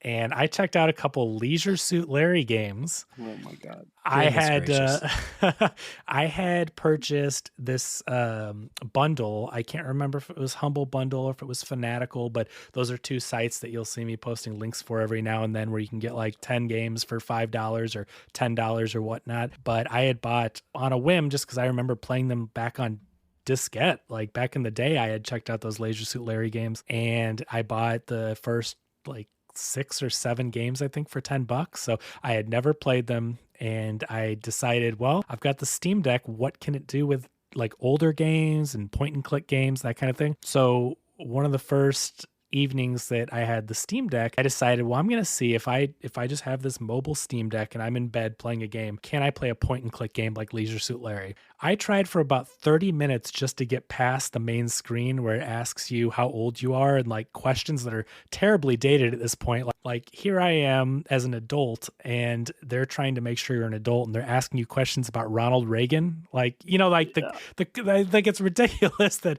this game's so old, and even though it's on these platforms like Steam or GOG, like they haven't updated basically it's like some of it is DRM and some of it is age restriction questions, and like, I don't know. So it was ridiculous. So I was trying to get past that, because with the Steam Deck, you have a trackpad that you use as the mouse, like one of the default setups. You can do touch screen, but also the little trackpad, and then one of the bumpers is like a click, or you can click in the trackpad to actually do a mouse click. And so, okay, that's fine for the mouse, but then when it comes to keyboard, there's a virtual keyboard on the Steam Deck, but the virtual keyboard's half the screen. So the input prompts for Leisure Suit Larry are like in the bottom half of the screen, and the keyboard's up above it. So here's this virtual keyboard, and I'm trying to click things, and I don't know what's actually typing, and virtual keyboards are iffy at best, and especially with, I don't know, 1980s or early 1990s game, whenever it was made. So I'm clicking the buttons, trying to answer their questions about, you know, put in this number for some kind of thing that I don't even remember, because I was a child when they were, you know, bringing up these references. And I'm putting in the things, and I press enter, and it's like, nope, try again when you're older, sonny boy, or whatever their thing is. And it keeps booting me from the game. And it's so frustrating, because here I am, an adult, purchasing this game, and I can't even get past the menu. So I toyed with that for about 30 minutes. Then I decided to go to Leisure Suit Larry 2. I thought, well, maybe Leisure Suit Larry 2 is a little more advanced and I can answer the questions easier or whatever. So with Leisure Suit Larry 2, I think they ask you some of those questions, but they also have this thing where they show you these pictures, and this is still like very pixelated 2D graphics, but it's like, pick the lineup of this woman that, I don't know, that has these, put in her phone number. There's all these profiles, like pictures of these women, and it says, what is her phone number to call? And so you have to actually click on the info tab for Steam for the game, and like go into the documentation, and then there's a little tab for DRM or whatever it's called, and you have to look up the image on the Steam forum. And then I had to like go back and forth, like alt tabbing, if you will, on the Steam Deck to try to like memorize the phone number, then go to my virtual keyboard on the game and make sure I'm typing it properly. Got kicked out a couple times. It was crazy. It's because these are back when games actually came with instruction manuals, and they were right. Things that you would put. I remember like in the boxes, they would have like little tidbits, like this is what you'll need if this question is asked, and so they'd be hidden within the instruction manual. It's DRM. It's so you can't pirate the game. It's old school before the internet, DRM. And so they were like, it was telling you like, look at this woman, find her picture, and give me the phone number, and that was their way of making sure that you owned the game, because you needed the manual. But there's me now trying to find a digital manual, and this is just silly stuff. You know, this is me, like, it was like midnight, I was trying this stuff, and I gave up pretty quickly after the second attempt here. But, you know, this just shows you in this day and age, like trying to find this manual, trying to enter on a virtual keyboard. So the moral of the story is I would not recommend Leisure Suit Larry 1 or 2 on the Steam Deck.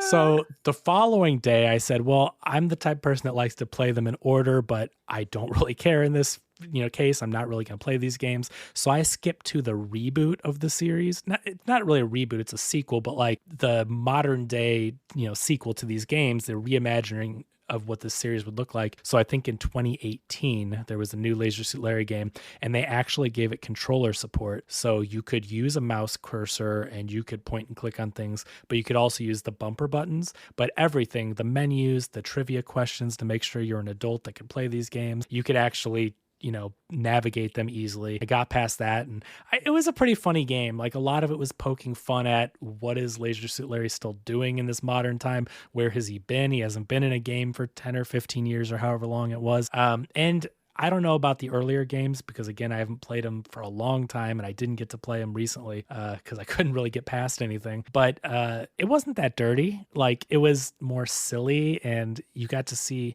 what it was like for Larry to have a phone. There's cell phones, and there was parodies of social media and Facebook and Instagram, and a lot of the jokes were like, how does a character like Larry exist in modern times with social media and cell phones and all that stuff. So it really wasn't that dirty. There were a few things here and there, but in my head, I'm thinking like, oh my God, these games are so X-rated and horrible or whatever. And in the early 90s, I'm sure they were really risque for the times, but it wasn't that bad. And so I'm actually thinking I may return to it and play through some of the story because it was funny, some good jokes. It was fun. The reboot was fun. I mean, it was just good, silly, harmless fun from what I could see. I'm not saying like the jokes weren't that offensive. I thought I was going to start playing it and be like, oh my God, these jokes, but they really weren't that bad. And at the end of the day, Larry's behavior, you're never supposed to think that he's great. You're not condoning it, right? Yeah. Yeah. It's more of a commentary on the type of person he is, but he's really not that bad in this reimagining. So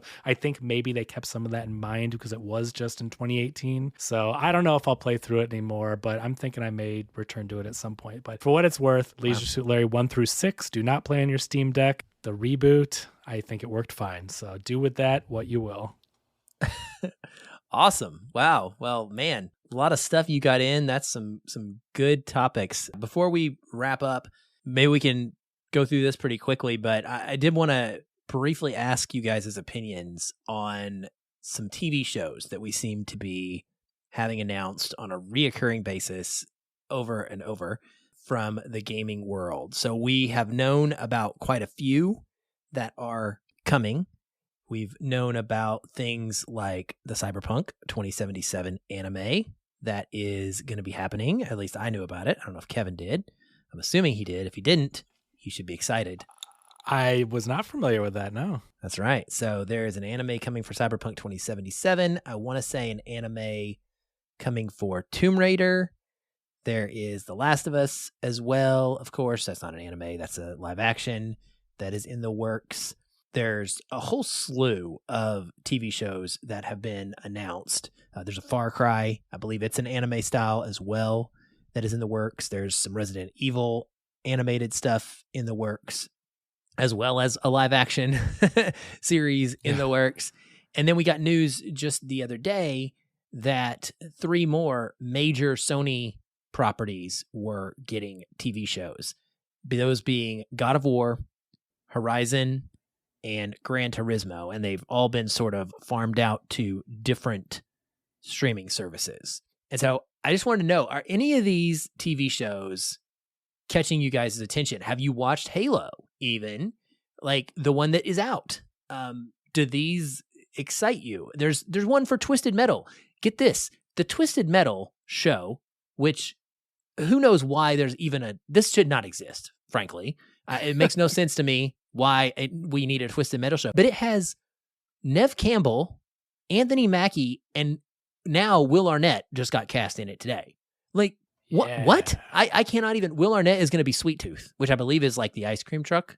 Crazy Ice. Yeah. I don't get it, man. Yeah. I don't get it. But do any of these like make you, want to watch them? And how do you think that these are going to turn out? Is this going to be like a big, completely fail of an attempt where we try to make all these TV shows and none of them work?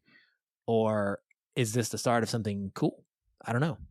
I don't know. Think, Brad? It's hard for me to get excited for it. I was the same way with The Witcher. I'm a big Witcher fan, but all the hours that I have into The Witcher is with Doug Hokel as Geralt. You know, that's my Geralt. When I read the books after the game, or the few books that I've read after playing the game, it was his voice that I heard. And I know it's different from the people who read the books, and the books are what's being adapted, right? And they have their own interpretations and their criticisms and so on and so forth. But with Uncharted, I had the same worries. Like, Tom Holland and Mark Wahlberg are not my Drake and Sully. That's Nolan North and Robert McGonagall. Robert McGonagall is Sully. And we play so long with those games. It's Richard. Sorry, you're right. You play so long with those games, like I just did, binging all of the Uncharted games. The character models, the voices that accompany them, those are the versions of the characters that I come to love. You know, they're essentially, especially with Uncharted 4, it's movie-like. It's a cinematic game, right? So it's hard for me to see, and I know it's the actor's job to bring these characters to life in a different way, but it's hard for me to accept that. You know, I love Tom Holland as Spider-Man, and Mark Wahlberg, I've liked him in a lot of things, but as Drake and Sully, I came around on it, but they're never going to be my number one Drake and Sully. And so going through God of War, you know, Christopher Judge was fantastic in the 2018 game. So imagining anybody else voicing him, or like, I think a lot of people have been throwing around Bautista and The Rock and Triple H from wrestling. And I'm like, I can't imagine, you know, a different model than the Kratos we know from 2018 and Christopher Judge voicing him. It's hard for me to grasp that. You know, when they cast Henry Cavill as The Witcher, I knew how passionate he was about the character, and I think he's doing a fantastic job. And, you know, it's just pre-show concerns that I have. And then hopefully they'll do something amazing and I'll absolutely love it. I try to keep an open mind, but I always have these reservations when they try to adapt from a video game, because when you're adapting a book, you can you have more freedom, I think. But when you already give people the visuals of the character and the voice of the character, imagining somebody else doing it is just so hard for me. So excited about any of them, maybe The Last of Us, because I like the creative crew behind it with Neil Druckmann and the guy from Chernobyl. Craig, can't think of it. Craig Mattson. I think the creative crew behind it, Pedro Pascal as Joel, everybody, I think it's like the right crew's there. So I'm probably the most excited about it. I'm interested in the rest, but it's gonna take some visualization and seeing some kind of teaser, you know, or just people in costume to see what my hype level is going to be. So it's just reservations I have when they start adapting video games. I think that's a good point. I feel pretty similar to the way Brad does about those adaptations. I think that we spend so much time with games books, depending on their length, you can spend a good amount of time with, but you're right. You're inventing the voice in your head and everything. And really the adaptation is what whether it be if the author is involved with the show or the showrunners are taking their interpretations, okay, that's their version of it. But when you have a video game, they've already given you that, if it is an adaptation, what that adaptation is, and you play with it and spend so much time, and you become what, you know, you are the character, you're in the game, you're placed in that world, and you're hearing the voice that they've given you. And so it does take a little bit more of an adjustment. With that being said, like Brad, I have an open mind. I'll watch these and give them a chance. But, you know, Halo, I haven't watched, but I'm not that interested in Halo. I've played the first 4 games and really kind of fell off at that last one. I just really never got into Infinite. I may return to it someday, but like, I'm just not into the lore of Halo that much. So that world doesn't, unless someone said that's a super awesome show, but with the lackluster reviews and all that, it didn't really get me too excited. But The Last of Us, I'm super excited for, because I love those games. When you were reading those new shows that were just announced in development, I'm like, God of War, yes, that's cool. I mean, we can do the Greek mythology stuff, like that could be really cool. Horizon Zero Dawn, that's a really neat idea. Like, I love that story, and I love the sci-fi, but the like the apocalyptic feel of it, where it's like futuristic but yet taken back. But then Gran Turismo, I'm like, what what story is coming out of Gran Turismo? It's a racing simulator. Like, I mean, I know you can give it characters and make them gone in 60 seconds racing, but yeah, I don't high-end cars. But it's like, yeah, exactly. Like, I don't know. That just seems like a bit of a stretch. Like, if you're gonna make, like, why even make it Gran Turismo, right? Like, just because gamers know that title, there's no lore, there's no characters, there's no story. You're just driving and buying and collecting cars and racing them. So I don't know. That one to me, I have very little interest in, but I think it's Neil Blomkamp is going to be the showrunner of also that. Weird. Yes. So now I'm like, makes me more interested, actually. That's what I'm saying. That's the only thing. Me too, like, but it's weird. Yeah, is it going to be like, are there going to be aliens with the cars, or, what is going to go on here? So I don't know. I'll give them all a chance. I like these properties. Twisted Metal, I loved those games growing up, and I was big on those, so I'm kind of interested to see how the show goes, but I'll give anything a chance. They could be hit or miss. It's hard to say. I mean, Uncharted, I did not care for that movie at all, so I think the casting was horrible, and I thought the movie was a bad adaptation of the games, and but I'll give them a chance. I thought the Tomb Raider movie was really good. Those newer Tomb Raider movies with, who is it, Alicia Vikander, those, yeah, I mean, that was solid. So let's give them a shot. Yeah, I think there are quite a few of them that I'm interested in. Mostly for me, it's weird because maybe it's because they're video game adaptations, but the animated ones tends to get me more excited than the live action stuff, with the exception of The Last of Us. And, a Tomb Raider anime series to me sounds incredible. It's one of my favorite properties, and I think that could be done and really exciting. The Splinter Cell animated series sounds amazing. Tons of things you could do with that. There's a Fallout one, I think, that's been talked about. I think that might be live action, actually. The Resident Evil, I've seen the trailer for the live action new Resident Evil one that I'm actually pretty interested in that one.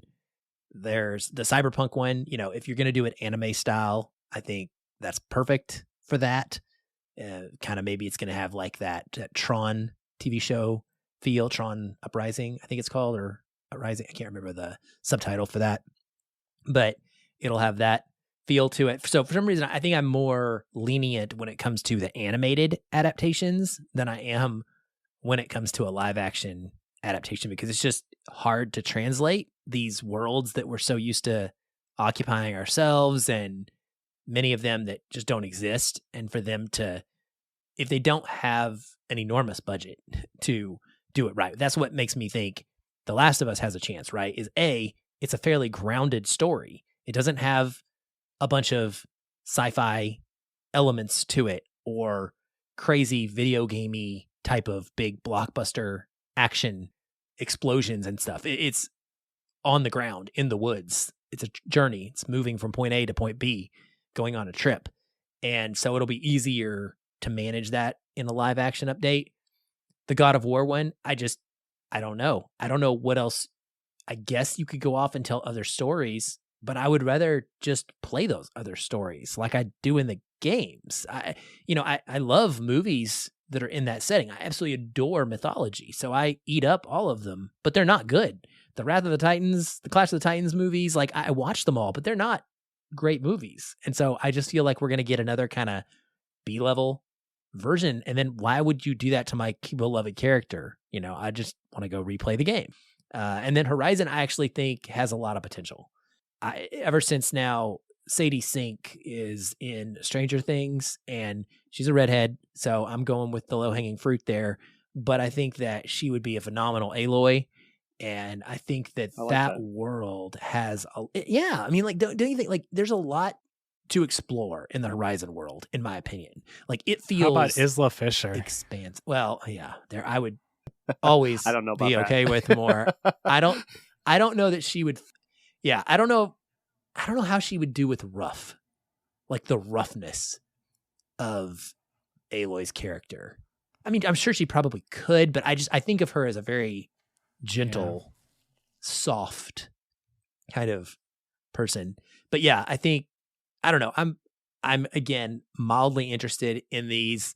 I think it is telling that Sony is just going all in on adaptation. I mean, there's a Jack and Daxter movie in the works. I didn't even know about that. I love Jack and Daxter. Really? That sounds great. Like, bring that on, because we haven't had a game in 2 decades.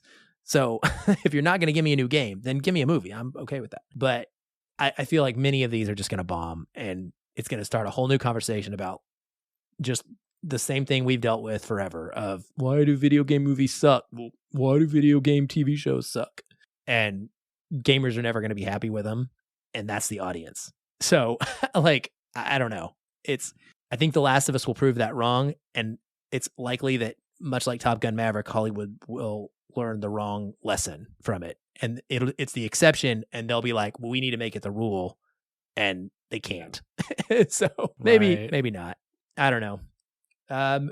Last up, just real quick, the 2 trailers that released today. Did you get a chance to watch either the Sonic Frontiers gameplay or the Pokemon Scarlet and Violet details? I watched Sonic. What'd you think? Just meh. Nah. I was never a big Sonic guy. I mean, it looks cool. An open world Sonic. We saw 10 seconds of actual gameplay. It kind of like the first thing. It's 7 minutes long. What are you talking about? There's a lot of gameplay. Oh, the one you linked me on IGN was only like the IGN tweet was 30 seconds, and then only half of that was gameplay. So that's all I saw.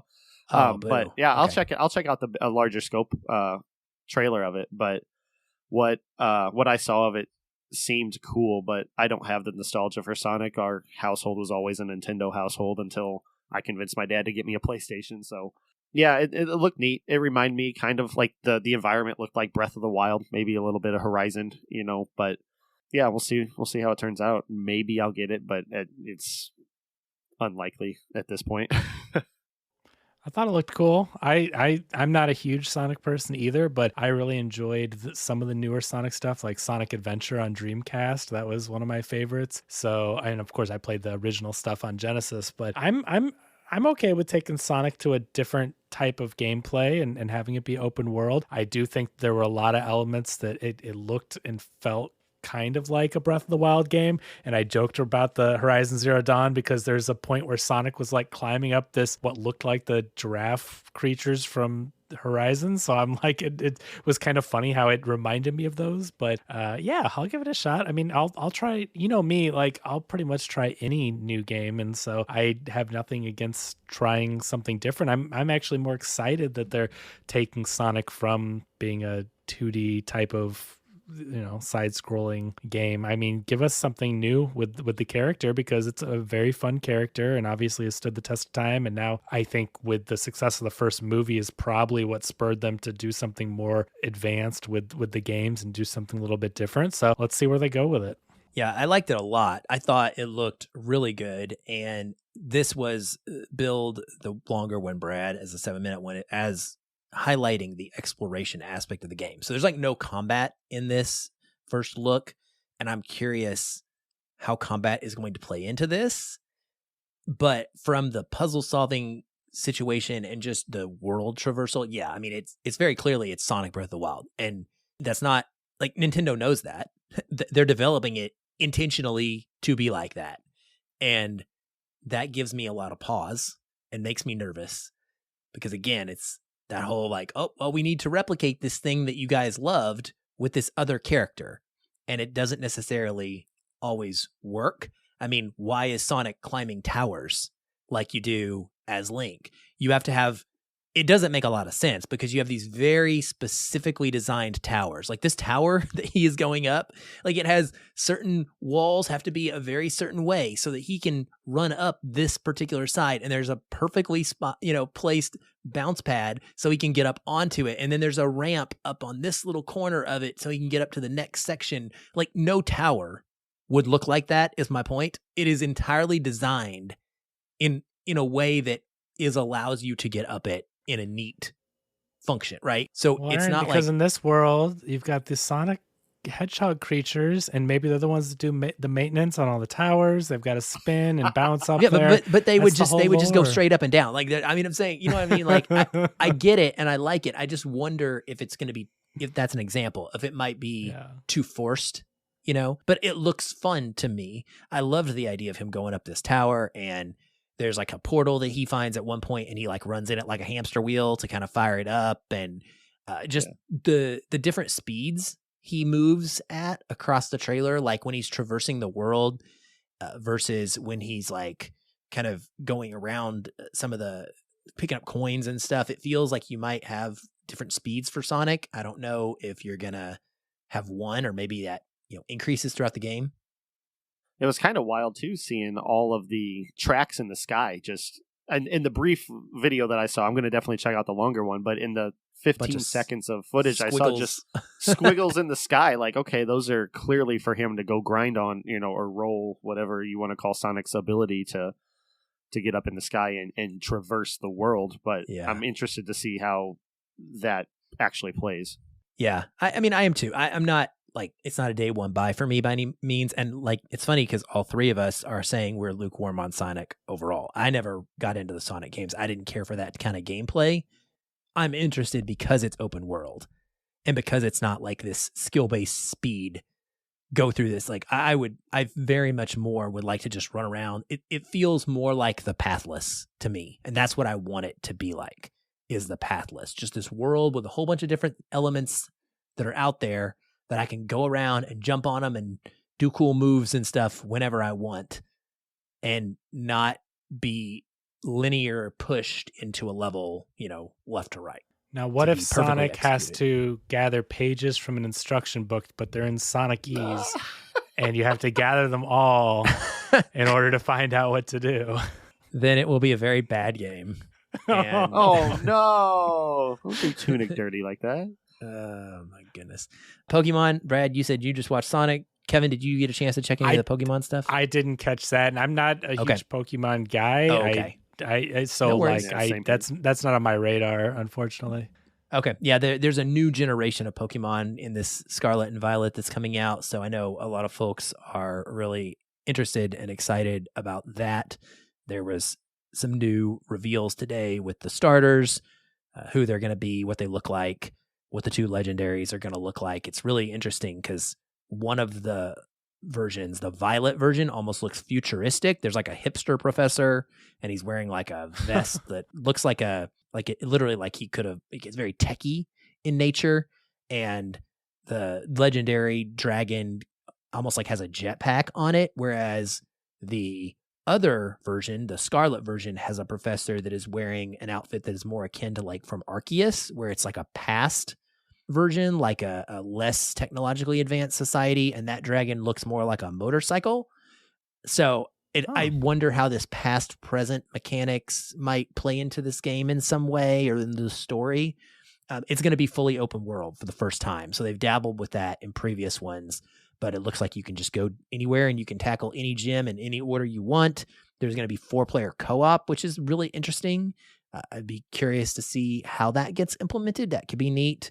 And it has this new Pokemon called Lechonk that the entire internet is going crazy for, myself included. It's a hog, and me as an Arkansas Razorbacks obsessive fan, I could not have told you how much I adore this thing. He is so cute. The best Pokemon I've seen, new Pokemon I've seen in ages. And I want to buy the game just for this one, like normal. He's not even like a legendary or anything. He's just a Pokemon. Like he's just a regular Pokemon. But I want him so badly. Maybe I should just buy a stuffed animal version of him eventually and call it good, and that'll be cheaper. But yeah, I think the game looks really intriguing from a perspective of like pushing that formula further from Sword and Shield and from what they did in Arceus. But I personally am more in line with you guys. I've tried recent Pokemon games. I put hundreds of hours into Pokemon Go because it satisfied my catch-em-all like sensibilities, but in a way that was so social and so active. And I tried to replicate that in the games, and I just can't. Like, the battles are too slow and boring for me. I still think the graphics are pathetically underdone. It's on the Switch, so it can't be phenomenal, but they look very plain and kind of not that exciting to me. The combat's bleh, and it gets old really quick, even though it's really cute for me personally. Yeah. But I think people are going to love this one. Cool. Yeah, I'll have to check that out, and I would be open to trying a new game. I haven't really gotten into them since the Game Boy Advance. I'm so far behind on all the different types of Pokemon, and I don't I just don't really keep up with all that. So I feel like there's so much to catch up and so many different games, and I don't know how they all connect and all that. But, if this is a game where I can enter into it without feeling like I need to play a whole bunch of the other ones, that might be something worth checking out. But I'll have to do a little bit more research and see how it ties into the whole, the rest of the lore of Pokemon. Fair. Well, that's it. That's all we got. We've gone a long time tonight, which has been awesome. But before we go, it is June the 1st, which means it is no longer May, in case you didn't know.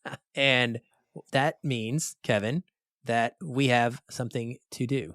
We do. I'm trying to pull up my random number generator. So as you know, we've been running a contest to try to get some new reviews, and we got a few of them, and we're going to pull for a fresh and shiny copy of your choice of Cyberpunk. So either Xbox or PlayStation. So I'm going over to the random.org, and we don't do this on video, so you'll just have to trust me here, but I will do I'm going to do 3 refreshes. I have 3 entries: Soccer Mac, Teeps, and Amy, who is Brad's friend. So thank you very much for everybody for leaving us these kind reviews. And please, if you can continue to do that, there may be contests in the future, but even if there aren't, we appreciate it. It means a lot for the show. So without further ado, I'm going to give this 3 refreshes, and then I'm just going to pull a number 1 through 3 in the order that I read the names. So I'm going to give it 1, 2, 3, and the winner of Cyberpunk is number 3, Amy, Brad's friend. Oh, wow. Congratulations. Congrats, Amy. Amy's or forever should I say Lewis? Brad's friends. Oh, Lewis is her husband. He's probably going to be the one playing it. Oh, yeah. No, this is Amy's copy of Cyberpunk, Lewis. So you heard it here first. But hopefully, just reach out to us or tell Brad which one you want, either Xbox or PlayStation, and we'll get that copy over to you. Hopefully, you haven't played it and are looking forward to it. Awesome. Well, thanks for doing that. Hopefully, that'll go down smooth, and everybody will enjoy that one when you get a chance to pop it in. And again, like Kevin said, thank you for the reviews. Please feel free to continue leaving them. It definitely helps us out. That's it for us this week. Hopefully you've enjoyed the show. Thank you for listening. We do this for you as much as we do it for ourselves, but we'll be back soon. Until then, get out there and fall in love with a game.